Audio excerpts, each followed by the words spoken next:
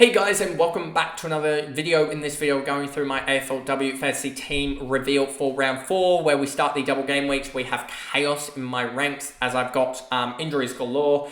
2 injuries to try and factor in and get around, or just sort of hope that they play in the end. But anyway, let's just jump into this video here. As you see here, here's the lineup. Let's just start trading, I guess. So Window, Blackburn, and Breed. If I was to do this, I did sort of touch on Ali Anderson here. Then if I go, I want Ramos here. Then I want, I'm going to need to, okay, quickly, let me just do this there. And then that will help me actually do the trades here quickly. So then this, and then go, I want Anderson here. I want Ramos here. And then that gives me enough, I believe, to do, this here. So, basically, I can do I want to get Ali Anderson against Western Bulldogs and West Coast Eagles? Or do I want to get Bree Davey and have a lot more cash, have about 380k more cash, I believe. Let me just check this, double game weeks here, that'll make it easier. I would have about 390k more cash in the bank to be able to do that if I just go that way. And I would obviously captain Anderson. This is an interesting call in general here. If I just go Huntington and then Power can go off field for Tripodi, and that lines it up perfectly. So that would be one way in which I line it up. And then, yeah, that's how I would line it up. I put Watson on field just because she's getting kick-ins and everything. She's getting a lot of marks as well. So when she actually, when they kick it around the back line, it works. In wet games, it doesn't work. So I'd have to also look at the weather between those 2 games, but I think Watson should do better. So that would be basically what I'd be considering is Ali Anderson. And honestly, just thinking about it quickly here, I'd still just straight captain her at that point, I think, or I may actually decide to VC like a Campbell in case she goes like 120 or something in the first game, and then I can, no, I'd still probably VC Anderson, and then honestly I'd do, yeah, I do this, honestly. I could probably also do this as well, Huntington, and then I'd just be able to put Powerget on here if Huntington doesn't play, etc. I can swap those 2 easily. So I could honestly do this as well. If Ali Anderson gets injured in it or something and then scores like a 5, isn't available for the second game of the round, and then we'll have to wait on Smith. But then that worries me in case Smith gets selected this week. So you probably just want to straight captain Anderson, which is a little bit risky. So I could do that. Or I could just drop that and then Blackburn straight to a Bree Davey, and then that gives me this instead, which gives me 400k more to spend.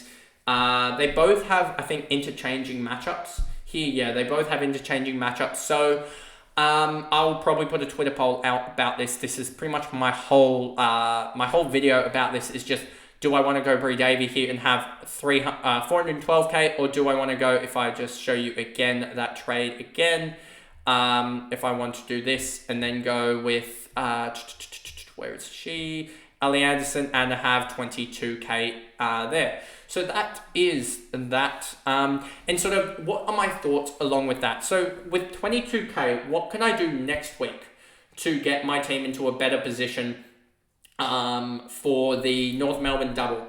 So in that, I'd have to probably keep Schleicher here, but I'd have Ali Anderson there through for the rest of the way. I'd have, I could just put honestly Goody here, and so it'd be honestly down to, and this is the mathematical side of it, do I want Ali Anderson and then probably have to play Goody on field for her double next week?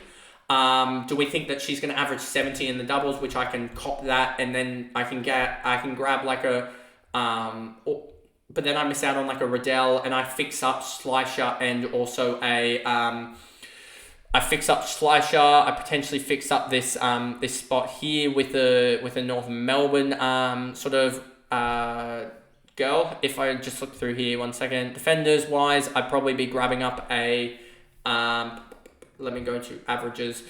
What would I be doing next week? I'd probably be grabbing up a Carney, fixing up Slicer to Carney, downgrading somewhere here. I'd probably also be banking some cash somewhere else. And upgrade, but it really leaves me stagnant with upgrades going Ali Anderson.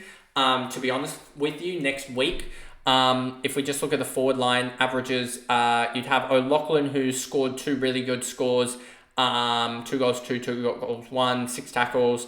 Let me just look at the CBAs for North Melbourne. I just want to see what's O'Loughlin's role if she has one. She'll probably do 44%. King, Reddy, Garner, Riddell, King. So you can see that Tripodi is the 4th midfielder here. You can see it clear as day, 40% CBAs exactly. I just want her to get more TOG because more TOG means more points potentially. So that's why I want her just on ground more. But yeah, she's a Sheila as well. 105. I think she just dominated the game. So I don't really see any potential upgrades. Maybe a Brennan if she kicks off again against Carlton, you can upgrade to her from a Huntington or something like that. Maybe just trying to think in general. So say I have the 0 cash in the bank. If Dana Finn goes off and scores like another 60 or something like that, she'll be on a double, won't she? Is Carlton on the double in round 5? I need to double check who's on the double in round 5, as that'll be kind of crucial to this analysis here.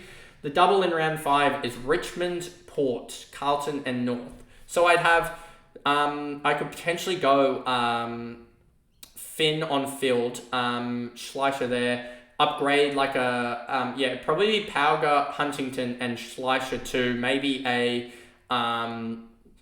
Tuakani, just directly that, and then find another upgrade here, as that would be I wouldn't even be able to really upgrade here. So maybe it would just be a Hartle, Pauga, and Schleicher, and then hope that I can get that up a little bit or something with regards to that. But yeah, there's not much manoeuvring I can do with really grabbing Ali Anderson as much as I can do with a Bree Davey. As a Bree Davey, I'd be able to go Bree Davey, potentially Ramos and Schleicher, and upgrade them to somewhere else. I could upgrade that, as I could even just ship Schleicher down to a rookie here, and then put Dana Finn on field for both the games, and then I'd be able to grab 2 good, really, I could even do that just in general. Schleicher, if I put Dana Finn on field next week, so trying to go through all the options basically for next week, as that'll sort out the trades. If I put Schleicher on field, she's probably going to be about 650k, give or take. So that put her off the field. Grab a rookie, 400k, give or take, 250k gained. Then I'd have Ramos at about 600k. So I could potentially get to Garner that way. So if I go Schleicher, Ramos, and then maybe a Hartle at that point. So Hartle's about 300k gained in cash, because I go straight to a rookie, I would think, and she might be about 600k. So 300k plus Ramos 600k, that gets me to 900k, and then Schleicher would be about 350k gained. That's very, very tight. That's around 1,200, I would think. And 1,200 does not get me to a Garner, I don't think. So if I just look at that Garner, yeah, that's not going to get me to a Garner. So I wouldn't have much movement in that sense there for the round 5 double game week. So I probably want to go, honestly, with a... because Finn's not going to go up much. Ramos could be 600k.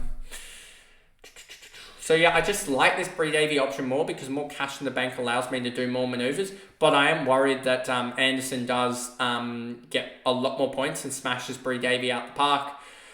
So yeah, really hoping that Ramos does go like 65. If that was, you'd be banking on Ramos being like 700k by that point. 700k plus potentially, so 700k plus Schleicher being, hopefully, what's Schleicher's break even here? If we go here, Schleicher's break even is 62. You'd be hoping she could pretty much match that to be able to get sort of 300 or so K out of that. So that would be sort of roughly about 350k on Schleicher, give or take that onto Ramos. So that would be it starts to get really, really rough on basically trying to get Gardner. You'd be hoping for Hartle and Ramos to both basically gain a good chunk of money to get to Ghana, which I just don't think is possible per se. If we go here and look at Ghana's scoring, she scored a 97. She's got a break even of like 110, I'm pretty sure, which I think is very, very, 119, that's very, very attainable. So I just don't think she'll go down that much in price. So I just think I like this option with Bree Davey more, to be honest with you. And yeah, that pretty much sums up the video. I talked a lot about these two options, and I'm probably going to end up doing this option here with Bree Davey just to give up more cash and just hope that Bree Davey scores a little bit better than Ali Anderson, which is probably going to ruin my season.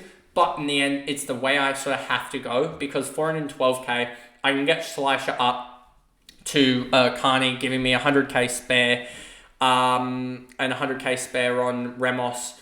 But then I can also play Goody in that position as well and have that there, which if I go... So here's the thing. If I play Goody in this position, then Ramos can go... then I can... This makes me want to do this instead, actually, and just go Anderson here. How much percentage is... So Davey is how much percentage owned? 5% owned. What's Anderson? Ownership's probably going to be like 25%, isn't she? 22%. Okay, she's still not that owned, so okay, that's fine. So if I go, say I was going to play, just swap these two around. So I'd have Ramos here, 700k, Schleicher, and say I was to get even this there. So I'd probably hold Finn anyway. So I'd probably go Schleicher maybe to a Carney or something, a Finn on the field instead of a Watson. So that would get me... about, I'd need about 300k from Ramos, so that would get me straight up to a Carney from probably Schleicher and Ramos combined, and then I could hopefully get maybe someone else in this forward line here if I get a little bit lucky per se.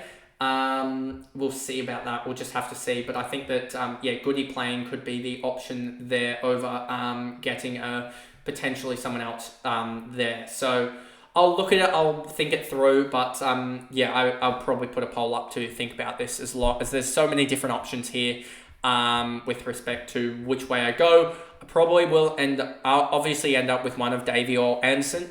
It'll just depend which one I want to go for, etc., and which way I go with it. I just want to see the forward line here. There's no one that's really sticking out on me for the round 5 double that I really like per se, so I think I will just stick with that. And for the defenders for round 5, if I look at it, you got Carney, you got Carney and Sheeran as well, could be one as well that you jump on. So you could go, honestly, that's actually interesting.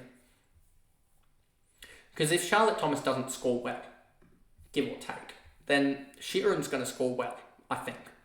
So we'll wait and see on that. There's a lot of options. I probably will end up with going with Anderson and then just going Goody and then fixing up, I think, Schleicher and Thomas to and fixing them up potentially if Thomas doesn't score well, or potentially cashing in on Watson because I think she has round 7, so potentially cashing in on her could be very, very, very, very valuable as well. So we'll see. I think there's plenty of options. I think there's also a lot of cash generation tools to be there. Could also cash in on Goldrick, even though she's got the double in the following game week, but I think her role could be destroyed by then. So plenty of options. I think I'm going to go with with Ali Anderson, I think, at the moment. So we'll see. It probably will change. But anyway, that is the video there. If you did enjoy it, remember to like and subscribe. Turn the notification bell on so you know when I upload, especially with there still being one more with the AFLW tips to come out later today. And I'll see you guys in all of those videos. Bye, guys.